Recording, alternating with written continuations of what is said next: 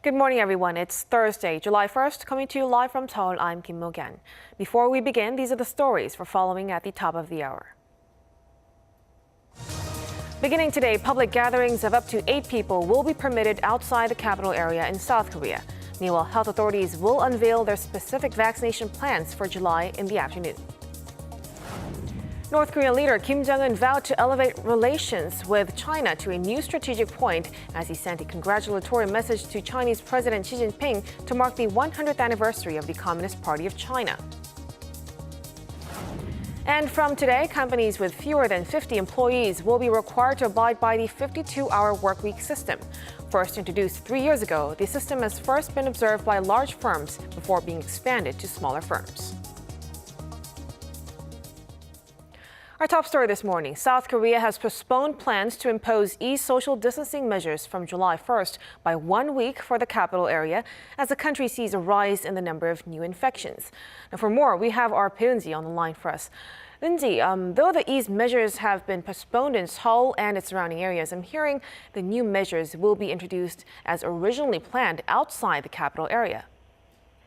That's right. Starting today, private gatherings of up to 8 people will be allowed outside the capital region for 2 weeks, as authorities continue to monitor the situation. As for Chungcheongnam-do province south of Seoul, there is no restriction at all on gathering sizes. And Jeju Island has permitted gatherings of up to 6 people. The capital region had also planned to ease social distancing measures by allowing gatherings of up to 6 people. But the government pushed back this plan in the greater Seoul area by 1 week, as cases spiked. This means that the ban on private gatherings of 5 or more people will remain in Seoul and its surrounding areas until July 7th. Operating hour restrictions where business must close by 10 p.m. will also remain in place for restaurants and coffee shops. Seoul City has also decided to keep the current ban on outdoor rallies of 10 or more people until July 7th. Just yesterday, the city announced that they will raise the cap on outdoor rally attendees from 10 to 50 from July, but this has also been postponed by 1 week. All this comes amid rising concerns as the country's daily caseload jumped close to 800. The country reported 762 cases on Thursday. Of the 712 locally transmitted cases, the capital region accounted for more than 80%. Now, Eun-ji, let's turn to the vaccination situation in the country. How far have we gotten with inoculations? Later in the day, the KDCA will unveil its specific vaccination plan for July. The government had earlier said that in July, vaccination will begin for those aged between 50 and 59, as well as high school seniors taking the college entrance exam. It also said teachers in kindergarten, elementary, middle, and high school will start getting vaccinated this month. Today's announcement will include when exactly these people will be able to start booking vaccination appointments. As of Thursday, 14,233 people have gotten at least 1 dose of COVID-19 vaccine in the country, accounting for nearly 30% of the total population. That's all I have for now at this hour, but I'll be back with more updates in a later newscast. Back to you, Mo-gyan. Thank you, Eun-ji. Do keep us updated. Now, elsewhere, the UK on Wednesday reported over 26,000 COVID-19 cases, the country's highest figure since January. However, despite the spike in cases, health officials are calling on the British authorities to stop publishing daily figures. Lee Seung-jae has the story. The UK is continuing to report a rising number of COVID-19 cases, confirming 26,068 new infections on Wednesday. It marks Britain's worst day for infections since the virus was surging in January. Wednesday's case count also marks a 61% spike on week when over 16,000 cases were recorded. Despite cases surging across the UK, Professor Robert Dingwall, a member of the UK government's Joint Committee on Vaccination and Immunization, recommended that Britain stop publishing daily figures on COVID-19 cases, as the virus is a long way from being an important cause of death. Dingwall also urged people to stop panicking about rising infection levels, which he says may only be reflecting the last wave of mild infections among unvaccinated youths. Public Health Scotland says nearly 2,000 Scottish football fans attended at least one Euro 2020 match while infected with COVID-19. 1,991 COVID-19 cases in Scotland have been linked to Euro 2020 matches between June 11th and June 28th. Nearly three-quarters were linked to fans aged 20 to 29. Among them, nearly 1,300 traveled to London to watch Scotland's match against England on June 18th. With the Tokyo Summer Olympics kicking off this month, the host city confirmed 714 cases on Wednesday, up nearly 800 cases on week. It's the first time the Japanese capital has topped 700 new cases since May 26th. The recent spike in Tokyo has prompted officials to hint that a state of emergency may have to be reimposed in the near future. 이승재, Arirang News. U.S. officials now say fully vaccinated Americans don't need to wear masks even indoors. This comes despite the WHO's recommendation that everyone, vaccinated or not, mask up. Kim Do-yeon reports. As South Korea's inoculation drive continues, one of the biggest perks for getting vaccinated is being mask-free outdoors starting from July. But experts say that due to the global spread of the more transmissible Delta variant, it might be a bit early to go mask-free. I think it's a bit too early. Mask wearing is the most efficient virus prevention measure, so it should be the last to be lifted. So I think the government's set date for the new rule is premature. Such concerns are backed up by examples in other countries which are further along in their inoculation campaigns.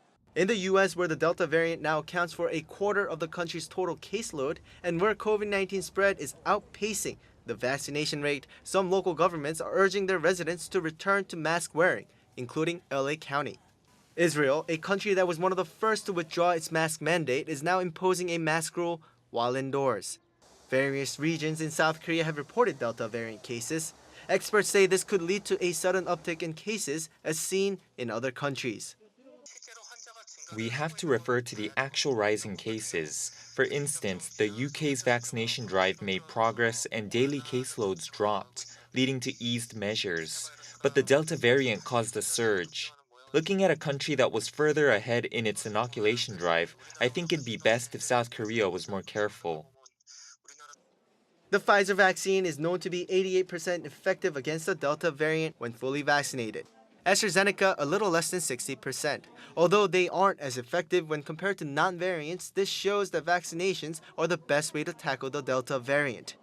South Korea's mask-free rule will only apply to people who have had at least one vaccine dose and in places which are not crowded, such as local parks or hiking trails, and not at outdoor concerts or demonstrations. Kim Do-yeon, Arirang News. South Korea will allow local vaccine candidates to use comparative clinical studies. Now, this refers to studies in which an already approved vaccine is used instead of a placebo to compare the level of immunity between test groups. Lee Kyung-un explains further. Every vaccine needs to go through phase 3 clinical trials before being officially authorized for use.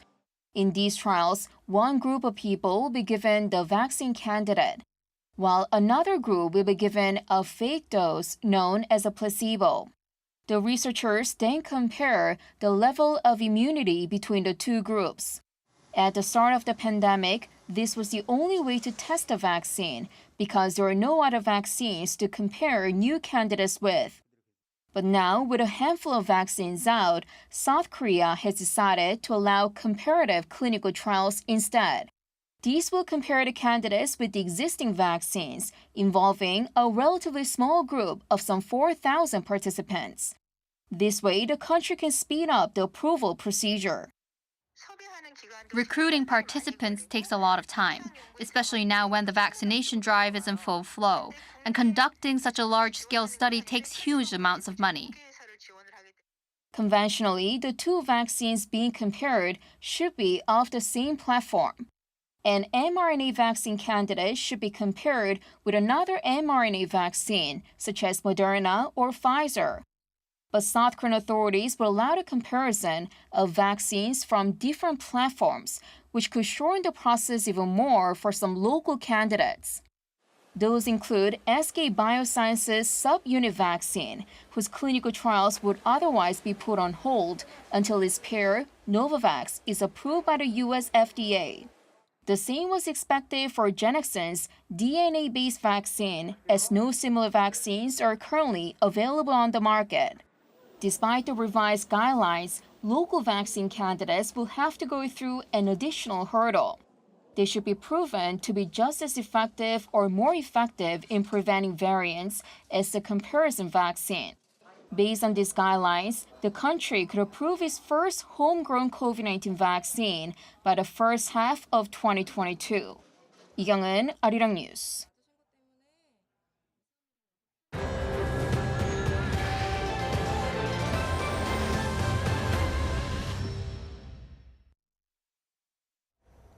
North Korean leader Kim Jong-un has vowed to strengthen relations with China to a new strategic point as the regime marks the 100th anniversary of the Chinese Communist Party.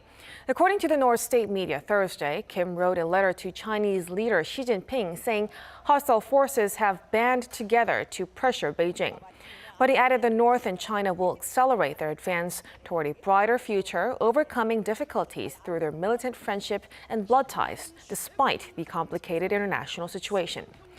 The show of friendship comes amid escalating U.S.-China tensions and no significant movement on restarting North Korea-U.S. talks. South Korea's exports increased for the 8th straight month this June. The Ministry of Trade, Industry and Energy announced Thursday that exports in June stood at $54.8 billion, an all-time high for the month of June. Exports soared nearly 40% on year for the third month in a row. Outbound shipments of semiconductors increased by around 34%.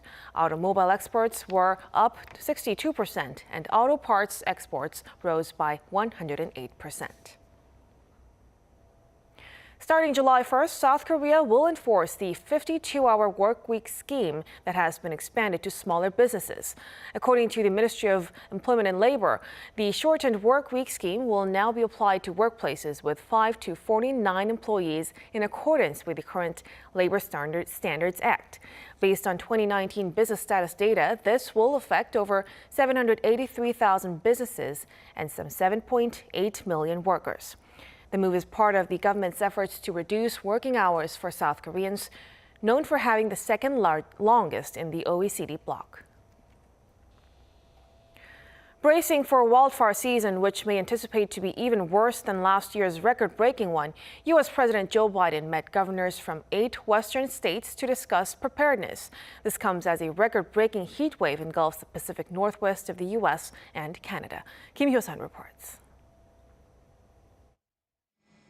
With wildfires already burning across parts of Western America, President Biden has been discussing measures so the authorities can be fully prepared for wildfire season, which is forecast to be even more devastating than last year's. The president convened cabinet officials, governors from Western states, and private sector partners this morning to discuss how we can all work together to strengthen prevention, preparedness, and response efforts. Calling the fires a problem facing all Americans, President Biden stressed the country must act fast. He vowed his administration will hold annual briefings to coincide with the beginning of wildfire season. He also emphasized the need for full-fledged preparations against large fires, especially amid a historic heat wave hitting the West and Pacific Northwest, leading to drought and wildfires. An unprecedented and dangerous heat wave is scorching the region, with Seattle and Oregon on Sunday enduring temperatures as high as 42 and 46 degrees Celsius, respectively. Furthermore, the Environmental Protection Agency has vowed to enhance air quality for wildfire response. The EPA has developed tools to help provide the public with reliable information to inform and protect people when wildfire smoke is causing dangerous air quality issues in their communities. As part of the administration's broader efforts to improve wildfire preparedness, EPA is deploying additional new sensors in heavy smoke areas to assess air quality. The record heat wave is also affecting Canada, killing dozens of people already. Kim Hyo-sun, Arirang News. 6 more bodies have been recovered at the site of last week's collapse of a Miami Beach-era condo building on Wednesday, bringing the death toll to 18. According to the mayor of Miami-Dade County, the number of unaccounted people stands at 145.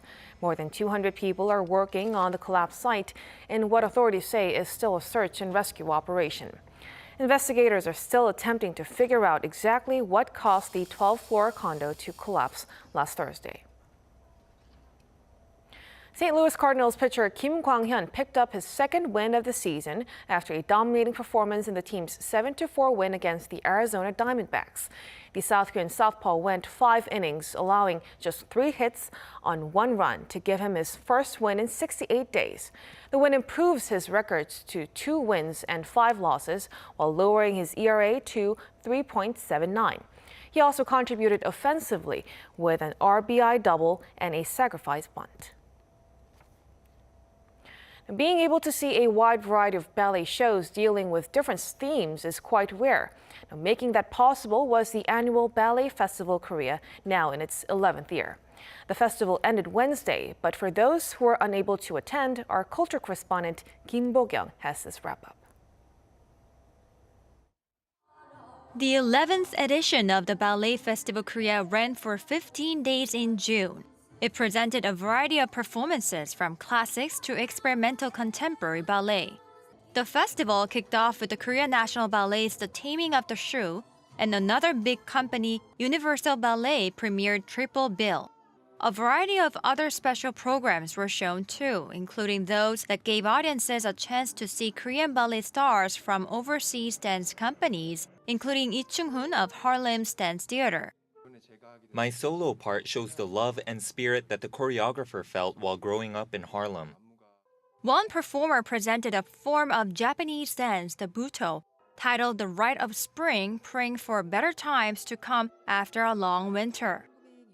Buto origins are from around the 1960s. The West calls it the only contemporary dance born in Asia. Though it is categorized as a dance, it is more of a genre that shows the process of mental training, the dancer recognizing and rediscovering their own body.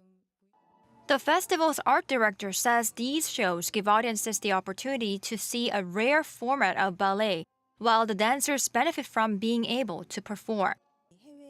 Dancers performing abroad go through difficult and lonely times. For them, presenting the style of the theaters they're in and what they have learned to Korean audiences gives them courage and confidence. Smaller dance troupes such as Seoul-based White Ballet performed some of their high-quality repertoire, and 6 individual choreographers who won a competition to be at the festival put together performances which touched on various social issues. Kim Bo-kyung, Arirang News.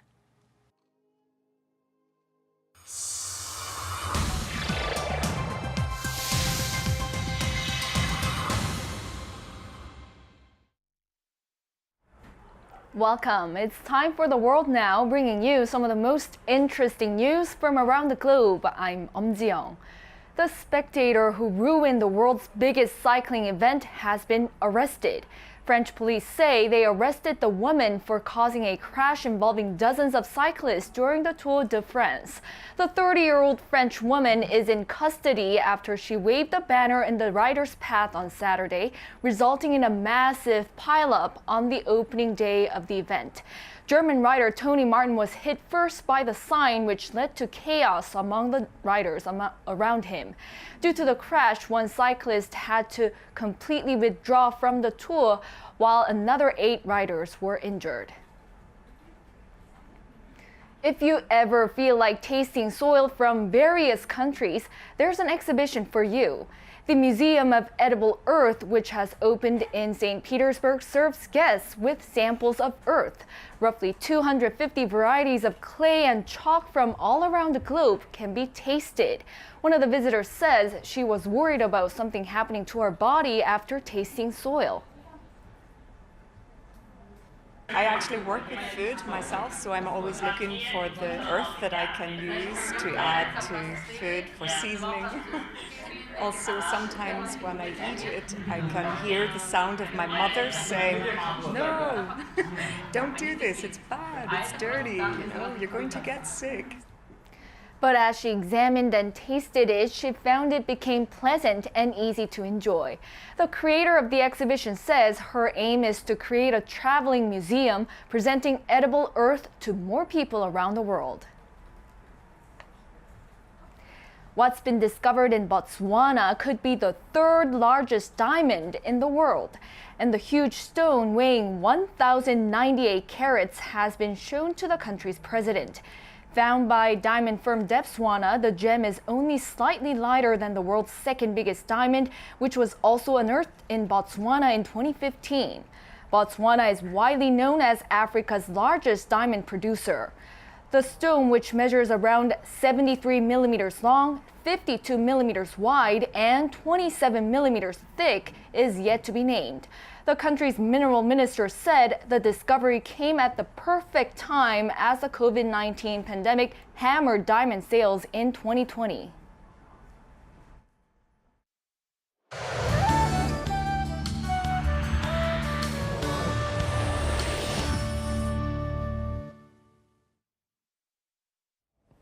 Good morning. Dazzling sunshine and scorching temperatures make up today's forecast. The season's first heat wave advisory has been issued in Tamyang in Jeollanam-do province with an expected high of 33 degrees Celsius this afternoon. So today could be the hottest day of the season so far for many parts of the country. Seoul, Daegu, and Gwangju, Daejeon will all get up to 32 degrees Celsius along with very high UV rays. Meanwhile, parts of Kwanghyun province will receive more passing rain with stormy conditions. So 5 to 50 millimeters of rain are in the forecast. And if you're close to the area taking an early summer vacation near the water and start to hear the rumble of thunder, stay out of the water. Another steamy day tomorrow, then the monsoon season begins this weekend, dropping showers nationwide. Then monsoon rain will continue in the south through next week. That's Korea for you, and here's a look at the weather conditions around the world.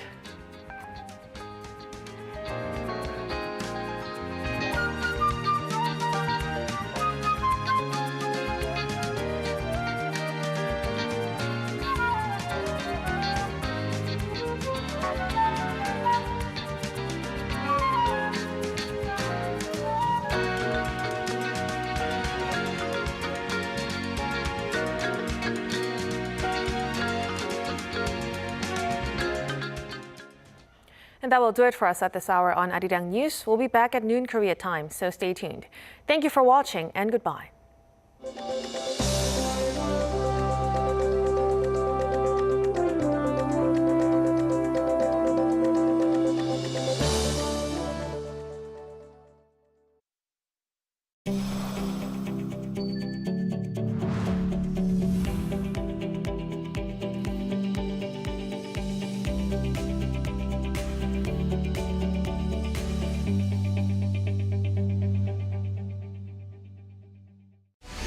Earth, the green